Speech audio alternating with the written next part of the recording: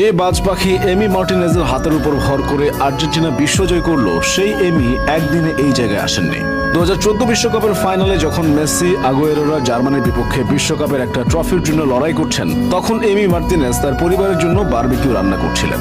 তার ঠিক 4 বছর পর রাশিয়া বিশ্বকাপের সময় এমি তার ভাইয়ের সাথে গ্যালারিতে উপস্থিত ছিলেন। সেদিন মেসিদের খেলতে দেখে তিনি তার ভাইকে বলেছিলেন, 2022 বিশ্বকাপে আমি দলের গোলবার সামলাবো, দেখে নিও। হয়েছেও তাই।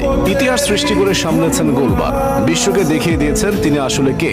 তার প্রতি করা সকল অবহেলা তিনি ফিরিয়ে দিয়েছেন জয়ের মালা দিয়ে। অথচ তার গল্পটা কিন্তু এত সহজ ছিল না। কৈশোর শেষে যোগ দেওয়া ক্লাব আর্সেনালে অবহেলিত হয়ে পড়েছিলেন তিনি।